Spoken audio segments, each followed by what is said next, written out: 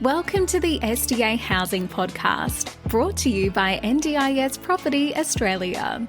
Before starting this episode, we need to provide a general disclaimer. Information contained in this podcast is general in nature only. It does not take into account the objectives, financial situation, or needs of any particular person. You need to consider your financial situation and needs before making any decisions based on the information in this podcast. And you should consider seeking independent and professional advice for your personal circumstances. All right, let's begin.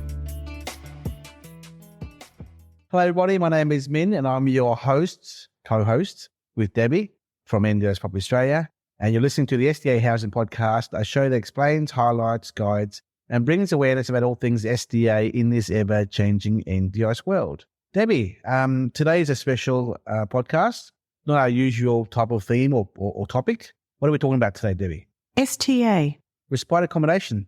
We've mentioned this a few times in the past podcasts, episodes, but this one is more directed towards the property owners around Australia who want to expose their dwelling. Offer up their dwelling. Which may be currently an Airbnb, an empty house, or a luxury property for the needs of disabled people in the NDIS scheme. But this is not long-term accommodation. This is not SDA, Specialist Disability Accommodation. This is STA. Short-term accommodation.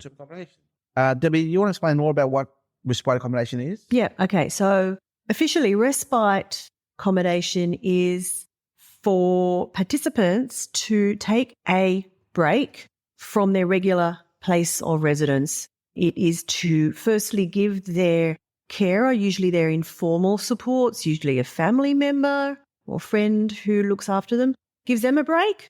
It also gives the participant a chance to go somewhere new, try something new, capacity building, basically they call it.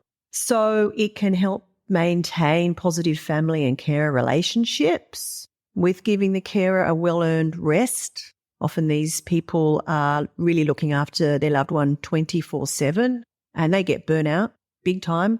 So it gives them a break and it gives the participant a chance to meet new people and experience new things. There are different options for respite. It can be centre-based. It can be in-home support. So if the regular carers need to go away, a support worker can come in and look after the participant in their own home. But often it will involve the participant going to a new location for as little as an overnight or up to 14 days at a time.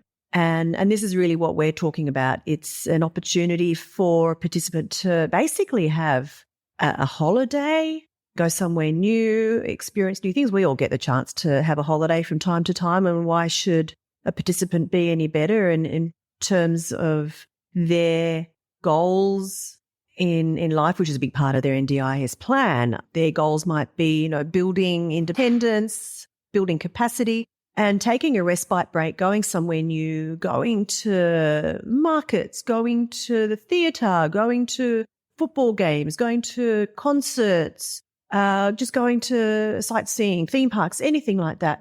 These can all be very much considered capacity building and improving their independence, learning skills. So they need somewhere to stay when they're on these breaks. Yes. So the purpose of this podcast episode today is more so for the property owner who wants to contribute here.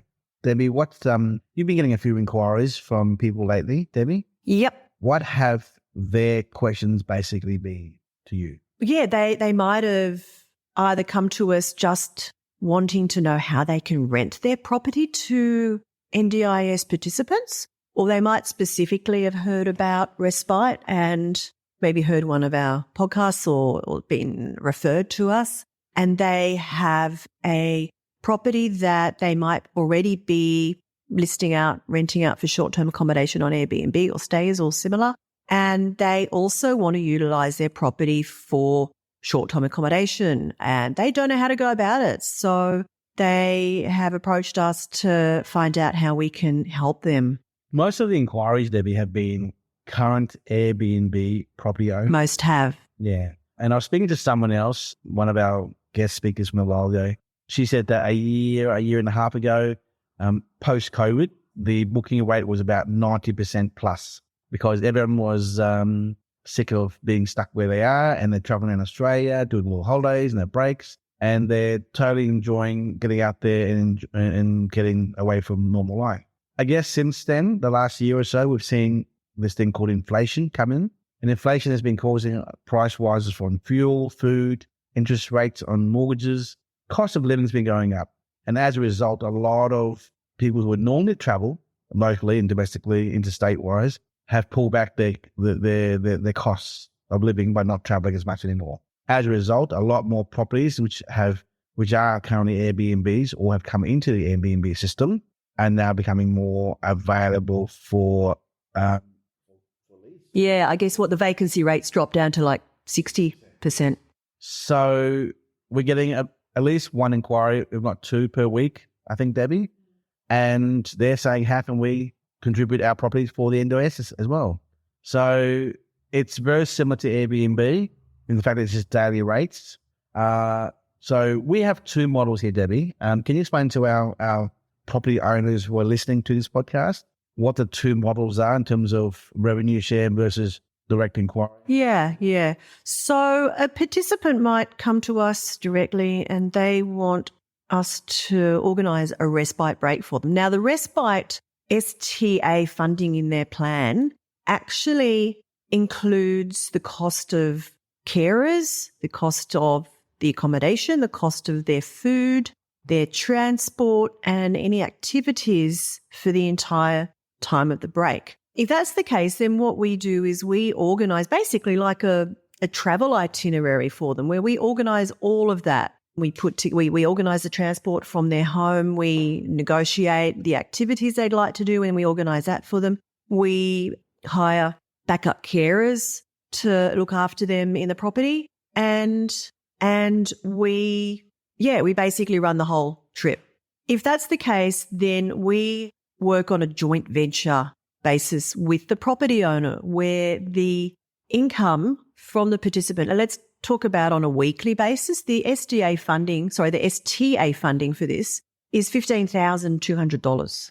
Out of that, we have to pay the carers and the transport and the food and the activities, which does leave a significant amount of net profit there. It can be anywhere between maybe we estimate $6,000 to $8,000 on average for the week. We then call this a 50-50 joint venture split, profit share split. So we get, if it's $6,000, we get $3,000 for looking after the entire booking and managing the whole process, and the property owner gets $3,000 rent for the week.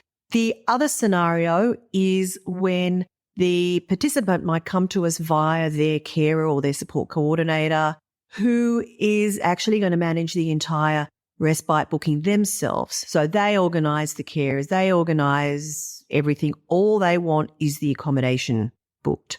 So we can still refer this booking on to the property owner and we do that. They charge the nightly rate they wish to for the period of the booking and we just take a 10% booking fee. And that rate will be whatever the daily rate that the property owner would normally charge anyway for Airbnb or stays or booking.com. Yeah, that's right. And you wouldn't want to do anything differently because if you did and they found out, oh my God, why are you listing on Airbnb at this price, but you're charging me this price over here? That's not fair. Yeah, so just be mindful of that if we get inquiries from other providers, that all they want is a booking daily rate only, then that's what we'll do. And we'll just give that booking referral over to the landlord yourself. Yeah. So that's how it works from our perspective in terms of the payment structure for the property owner. But there is a process for us to onboard these properties. It's quite involved because there's a lot that we need to do. And there's also things that we expect the property owner to assist us in getting this ready to market. So, Debbie, in front of you there in your list there, we did our little meeting this morning. What are the things that we expect to receive from the property owner to begin our onboarding process to bring awareness of this location, of this product, property, so that potential participants and other providers can see the opportunity here of this one property? Yeah. Well, firstly, we'll actually go to the property owner with an MOU that we'll work on to just a memorandum of understanding, just to outline the overall agreement, what it would look like, and how it'll work and what's required from us, what's required from the property owner. So once that's agreed, then we will actually do the agreements, the official agreement.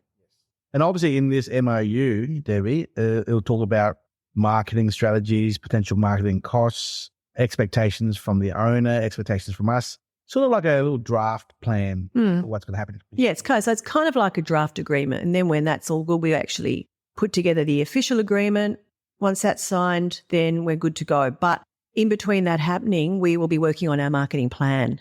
And part of what we require from the property owner is going to be things like videos and photos of the property. Now, we have seen other people's Airbnb photos and other little videos. We want to see a very good, high quality level of imagery here. So we do encourage you as a landlord, if you are currently doing Airbnb or short-term accommodation, just put a few dollars out there just to hire a professional videographer, just to show potential booking participants the quality of the home or the unit, the area, the streetscape, the community, the amenities around the area, just to show them what it looks like overall. Yeah. They may be coming from far away and they don't know what it's like to be in this little location. Yeah, so it's not just the property itself, but it might be the streets around it, the local amenities, if there's any, major amenities or anything nearby. For example, we've got a property in Brisbane here near us in Wollongabba, and it is just a walk down from the Gabba Stadium. So things like that, and the river, anything that's nearby that would be of interest to someone staying in the property. People often ask us, Debbie, why would they come to use my property? And the answer is we don't know. It could be for medical purposes, to visit a hospital for a couple of days to check up. Could be to be away from home. Could be go to, like I said, a stadium to watch an event. Could be for whatever reason. We don't know why, but we're onboarding a few number of properties around Australia, and we just know that out there in the marketplace, we've done our homework the last 2 years, Debbie. Is there a lot of STA respite services out there around Australia? Not a lot. The majority of respite services that have been in existence are providers that have a property, and they offer that up with on-site carers to participants to come and stay on that one property. And it's might be in a nice seaside area, or it might be in a rural area. They might have farm animals. They might offer crafts and cooking lessons and all sorts of things, but it's generally very much an internalized respite stay. Our model is really giving a choice for participants to stay in any number of properties, whether that's in a city, whether it's in a beach location, in a country location, just for them to have more of a holiday. If it's in an inner city with, less fun things to do and see, perhaps it might just be because they need, as Min said, to stay somewhere in the city close to hospitals because they've got medical appointments and they live out in the country somewhere. I want to be honest too, like in this day and age, don't feel like, just because you're half an hour from the city means you're missing out. Transportation is very easy to access from a bus and train and Uber. People, right? I mean, for example, here from Brisbane to Gold Coast is 45 minutes. Brisbane to Sunshine Coast is an hour. Like, when people go to a holiday or for a trip, they'll spend the whole day out there running around, enjoying themselves, whether it's really close or very far away. So don't ever feel like the location or the dwelling is too far from the amenities, because everything is possible. Yeah. And you never know why they're coming. Yeah, every single participant who's looking for a respite break will probably be different and have different wants and desires and requirements. So we treat every single booking very uniquely, and they're tailor-made specifically for each booking, for each participant. And if a participant can't see on our list of options, some that is a resort-style facility for wheelchair access, you can always find options around the area to suit their needs. There's plenty of options out there. But we're going off track here. Back to you as if you're listening and you're a property owner, look, we tailor. It's all about the experience, Debbie. Don't be too fussed about does it have wheelchair ramps? Does it have hoists in the bedroom? Does it have handrails in the bathroom? Look, everyone is different. Only a minority of participants actually have wheelchair requirements. Very small number. So you might have an example only, a blind person who can physically walk through a normal door, through the corridor, into a bathroom, in the bedroom, with the carer there on hand, obviously. And that's just a normal apartment or a normal house. So there are no physical requirements of changes to the dwelling. So everyone's different. Everyone's experience requirement is different. Every property is different. And we can only provide what we can for participants. I just want to mention on that, you're wondering what maybe the cohort of potential guests to your property might be. The NDIS currently has almost 600,000 participants in the scheme, of which about 50% are adults. That's 300,000 Australia-wide. Pretty much any one of those participants, in fact, children also can access respite, but let's talk about adults.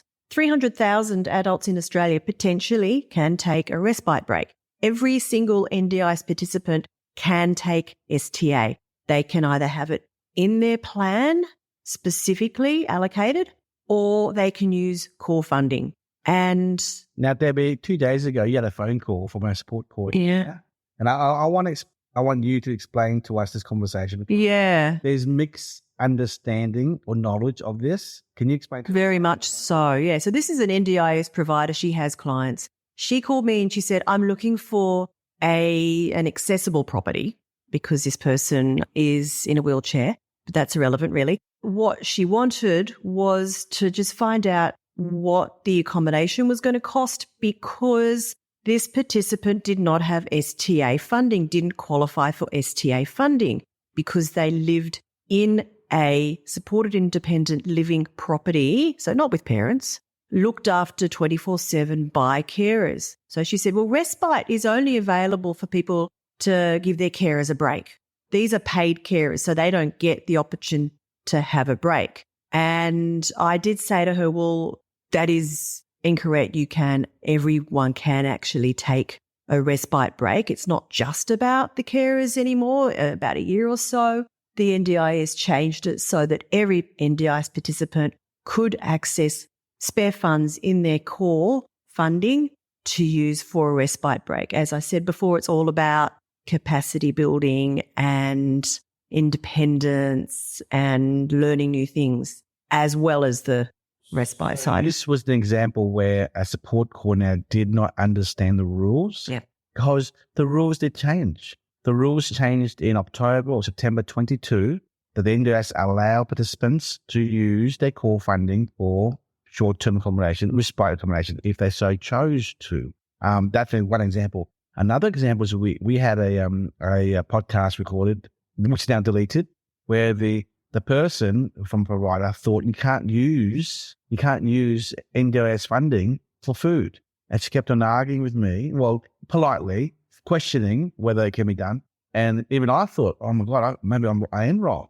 But within 24 hours, I looked up the NDIS, looked at all the research for short-term accommodation, respite, and it was clearly saying what short-term accommodation funding can be used to cover costs for accommodation, food, and activity. And transport. It's very clear, written in black and white on the NDIS website. So, and that's an example of two different people who we spoke to who don't know the rules. So remember, in the NDIS sector, there's allied health professionals, there's support coordinators, there's plan managers, there's SIL providers, there's local area coordinators, there is some STA providers. They all work in different parts of the NDIS. There's also STA providers as well. There are all these different elements of the NDIS that everyone is working in their own little corner, and they may not understand all the rules. I guess that brings us into, well, firstly telling you that basically there is a very large cohort of people that are potentially guests in your property.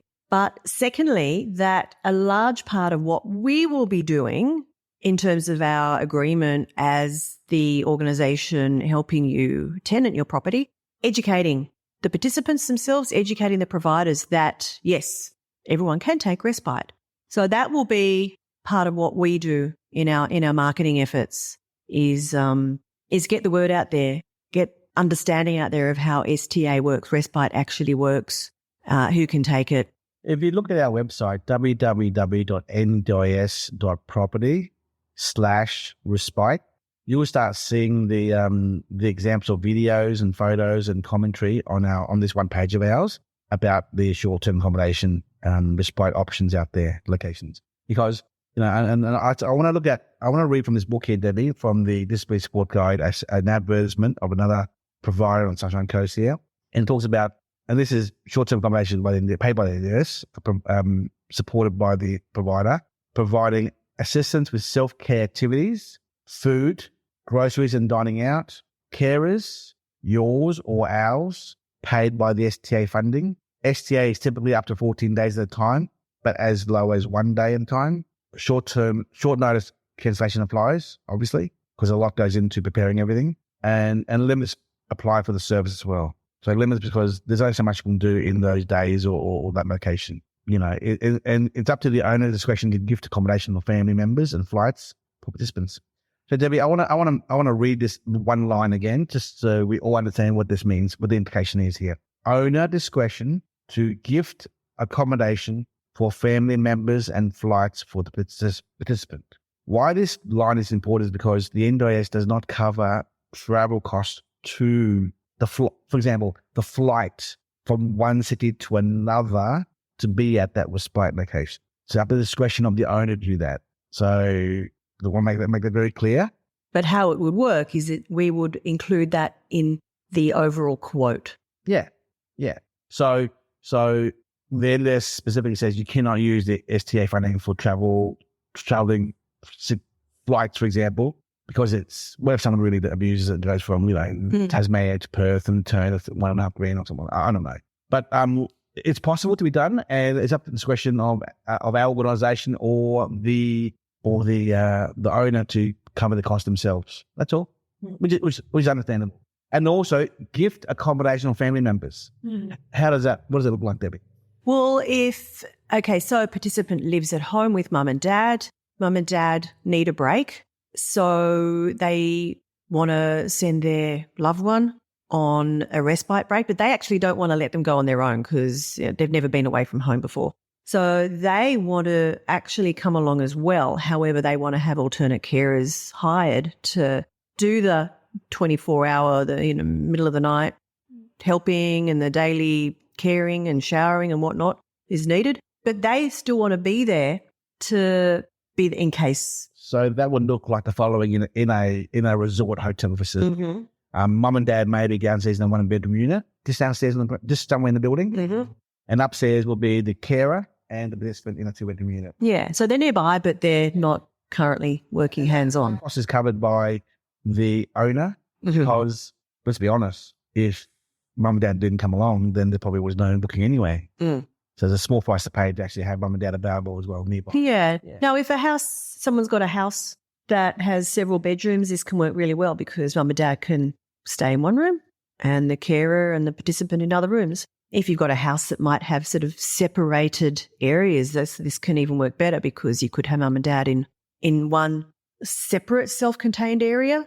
So they've got a bit of privacy and autonomy. So they're there on hand if needed, if their child sort of freaks out a bit, being away from mum and dad, missing them too much. But, there's so many different ways this could look. But basically, it's likely. I don't know how likely overall percentage-wise participants would bring family members with them, but it's going to happen.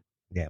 If a participant requires a registered nurse to be there as well on hand, then that could also be arranged. Mm-hmm. We have access to a large organisation or several large organisations with support workers and nurses who assist as well on the trip, and that pretty much covers it. Now, Debbie, what about marketing? I wanted to get back to that. So as I said earlier, The requirements that we would ask from the property owner are things like photos and videos, obviously a complete overview of what's in the property. So we can list that on our website and our marketing materials of what would be in the property for potential guests. But what we will be doing is all the marketing of it. So we would be promoting the property on social media, on our website, on landing page, on YouTube.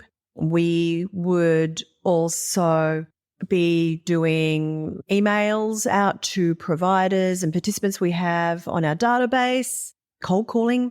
So just a lot of back-end marketing to bring awareness to your property and to get people interested in booking it. But Debbie, with digital marketing comes a cost. Let's summarize into 2 questions. Yeah. Why do this? Why do this? Okay. Feel good factor. You are offering your property to some of Australia's people with disability who really need a break for whatever reason. You're offering them your beautiful home to stay in for a night or 2 or a couple of weeks. And you'll get a really good income from that. If you're already running your property as an Airbnb and you're finding that your vacancy rates are growing and you're a bit worried about what to do with that, then this is, I think, a really good option. For gauging from the statistics, if 60% of Airbnbs are booked, that means 40% are vacant. So 40% on 365 days is about 140 days a year. That's empty. Like, might as well. I mean, yeah, that could be 10 2-week bookings. Yep. Or 21-week bookings. And look, let's be honest. If you did no marketing, you spent no money, and we were unable to find any inquiries at all and 0 booking, what have you lost? Nothing.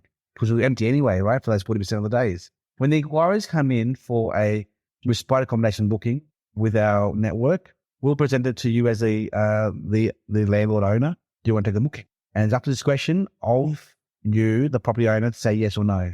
You might say, sorry, it's booked out for all this month. Sorry. And then that's okay. Move on. So in my view, if you're not spending the money and there's nothing to lose, you might as well give the opportunity to people who may want to engage your property to have a couple of days or a couple of weeks. And if they love it, they come back every 3 months, Debbie, because the macro is 28 days a year for Respite for STA book. If you got approved, you get 28 days a year. Yes. And they may come back every quarter, one week for every quarter, Debbie. Yeah. Yeah. So I just want to also reiterate that if you're worried about your property not being wheelchair accessible, that's really not a problem. As I said, most participants don't need accessibility. So there's still a huge cohort that you will be able to market your property to. Why not to do this? You might be concerned about the type of person that might be coming into your property. We just note that we also would be vetting the potential guests for you, making sure that in discussions with their support coordinator what their disability is, and just making sure that they're a suitable match for your property. Why else wouldn't you do it, Min?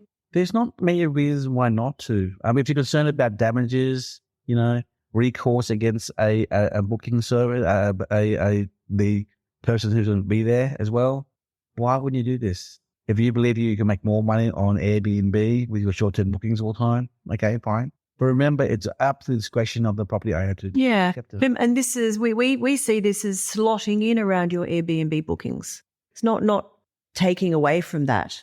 So you choose whether you want to take the booking or not. Why not? Why not to do this?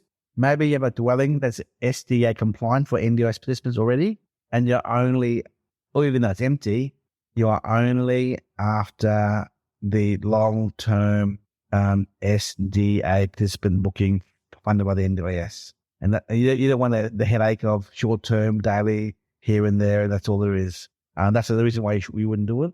Another reason why you wouldn't do it is if your property is empty and you can't afford the furniture costs, because you have it's got to be fully furnished. Plates, TV, kettle, fridge, washing machine, dining table, couches, linen. And also, Debbie, a good idea to actually have some board games, some computer games, some bean bags, and just have it fun. Just not boring going there and just sitting there, nothing to do. You actually want them to actually spend some time and enjoy themselves, the participants and the carer, being in the property as well. So, the best way to think about it is imagine you're furnishing this property for a couple of teenage kids to hang out and have fun for a couple of days, like a holiday. Yeah, I mean, there's not necessarily our teenage, but a lot of these people might have the mental, emotional capacity at the level of a teenage. So that's what they like to do. They like to sit all day playing computer games, doing virtual reality stuff. So, yeah, that's often the sort of participant you're going to have. Anyway, I think we've covered a lot of that. Today, Debbie. This again, we've drifted over into, what it means to actually have a respite accommodation property on the market. We covered the things that are required as an owner to actually contribute into the pool of NDIS properties for short-term breaks. And we also covered actually why you should and shouldn't do this, I guess. Any other things with that? Would you cover one last? No, I think that's a good overall summary. And of course, if you do have any more questions, then please come to us and ask us. Yeah. We've covered this many times in the past, other episodes about what if my STA property is empty? Then this is the basic big answer. Well, you can always use it for short-term and medium-term stay. But we definitely see an opportunity because Debbie and I have been watching and analysing and researching this area for the last 2 years now as to how we can really maximise opportunity for participants and property owners and providers who want to contribute as to giving an experience that is really appreciated by participants and their families, which is the short-term accommodation side of things, also known as respite accommodation. Yeah. Debbie, thank you so much for your time. If any of our listeners have any questions, please email us. Debbie, what's the email address? Is it? At participants.com.au. Gotcha. And Debbie's happy to take a phone call from any property owners who have Airbnbs around Australia too. We'd love to talk to you more. Anyway, thank you very much. Thank you. We hope you enjoyed this episode. Please make sure you are subscribed and following us so you can keep in the loop with all of our upcoming episodes. We would really appreciate it if you could leave us a 5-star rating, a written review, and to share this podcast with those that could benefit. Until next time, catch you on the next episode.